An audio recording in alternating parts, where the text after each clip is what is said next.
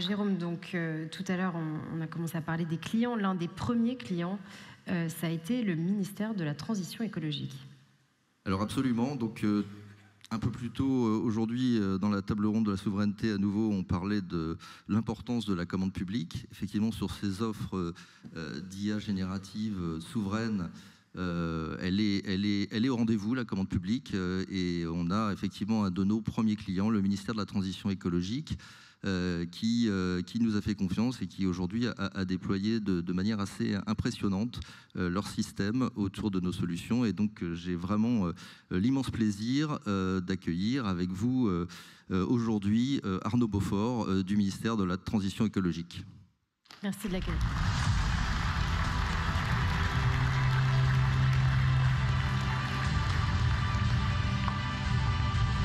Bonjour, bienvenue. Bonjour, merci.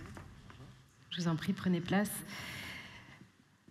Alors, vous allez partager avec nous dans un instant votre retour d'expérience sur l'intégration des modèles IA dans le ministère de la Transition écologique. Peut-être avant ça, je me tourne vers vous, Jérôme. Un mot sur ce cas d'usage. Oui, bien sûr. Tout d'abord, je voulais remercier Arnaud d'être avec nous aujourd'hui, pour partager ce cas d'usage qui est, à mon avis, extrêmement pertinent pour l'ensemble des personnes ici aujourd'hui. Je voulais remercier le ministère de la Transition écologique pour la confiance apportée à Outscale et Mistral AI, et encore une fois pour réellement être au rendez-vous justement de la commande publique sur ce type de solution souveraine, et bravo. Et puis je voulais également dire deux mots sur le fait que ce cas d'usage qui va être présenté par Arnaud aujourd'hui correspond réellement à 100% de l'ambition qu'on s'était donnée au départ avec Mistral sur ce type d'offre, de vraiment pouvoir fournir très rapidement et déployer très rapidement à l'échelle ces environnements d'IA générative souverains. Merci beaucoup. Alors peut-être pour débuter, pour comprendre un petit peu plus le contexte, est-ce que vous pouvez nous détailler quel type d'enjeux qui impliquent l'IA, des enjeux de transformation auxquels vous feriez face au sein du ministère? Tout d'abord, merci beaucoup de m'inviter à témoigner ce matin.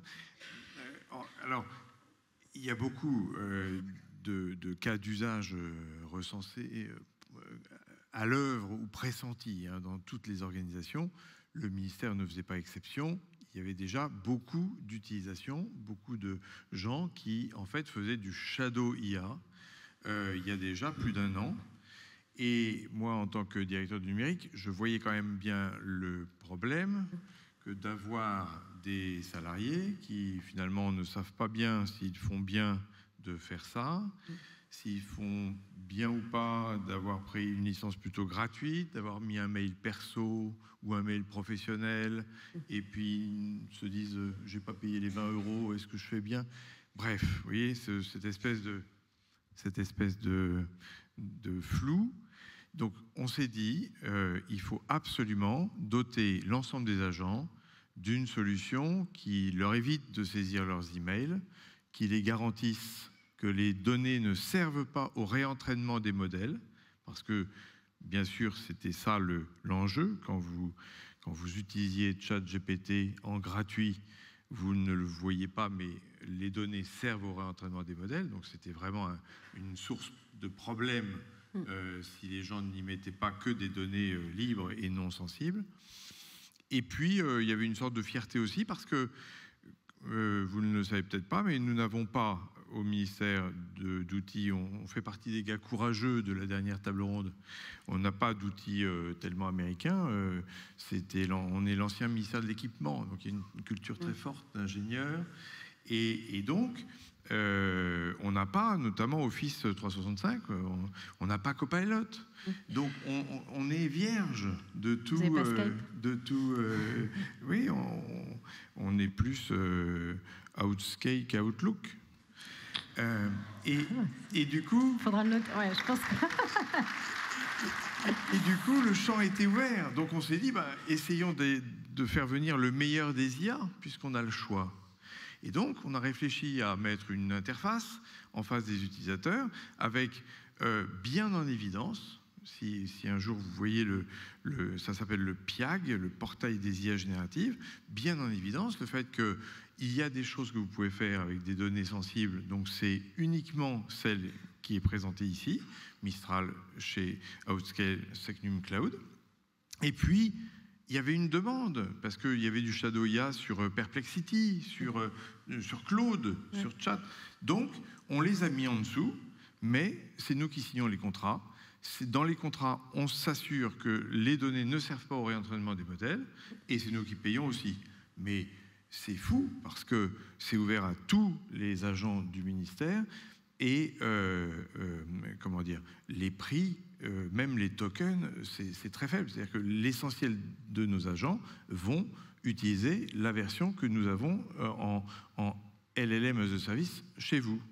Et du coup, on assèche, si vous voulez, le Shadow IA qui avait cours, et on s'assure aussi des montées de versions, puisqu'on les fait pour eux quelque part.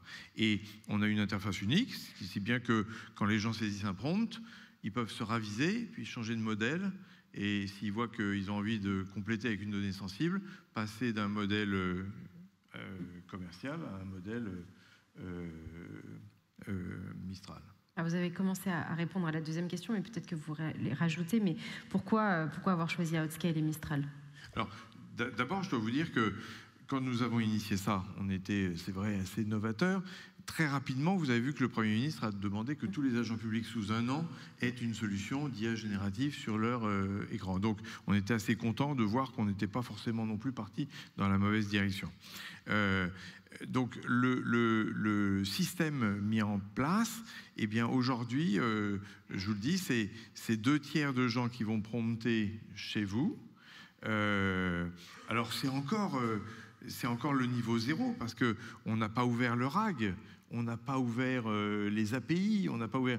Donc tout ça, ça va venir, mais l'usage est là, ça monte de manière exponentielle, et puis il y a une fierté du ministère, c'est que tous les agents l'ont, c'est plus un enjeu presque, donc on commence à bâtir, comme disait la Twingo, la vie qui va avec. Oui. Vous avez le sens de la formulation, de la formule. Donc il y a plusieurs mois depuis le déploiement. Est-ce que vous pouvez nous citer peut-être les cas d'usage principaux c'est quoi, 15 000 agents? Alors c'est ouvert aujourd'hui pour 25 000 collaborateurs. Et alors les premiers cas qui ont été un peu remontés, c'est bien sûr des cas où on allie la qualité de plume du LLM avec l'analyse d'un document que l'on charge et qui est chargé cette fois-ci un peu en pièce jointe, pas en RAG.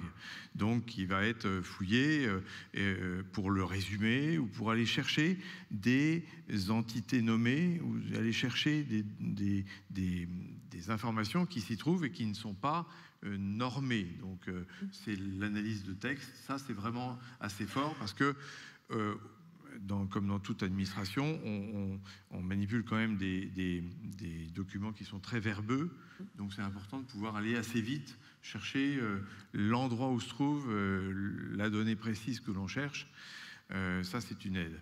Il y a aussi beaucoup d'utilisation de type RH, puisque c'est aussi utilisé pour analyser des entretiens qui peuvent être faits, analyser. Donc il y a beaucoup d'usages comme ça qui apparaissaient et qui n'étaient pas possibles, je le rappelle, qui n'étaient pas possibles d'adresser avec les modèles, puisque c'était juste impossible de se dire on va livrer ça purement et simplement à des entreprises qui ne sont pas immunes aux droits extra-communautaires. Donc on était devant une limite technique.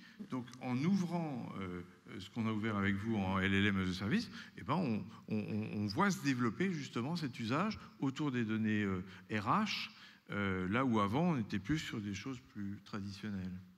Alors, on comprend que c'était un projet d'envergure. Comment est-ce que vous êtes organisé en interne chez Outscale? Alors, c'est un des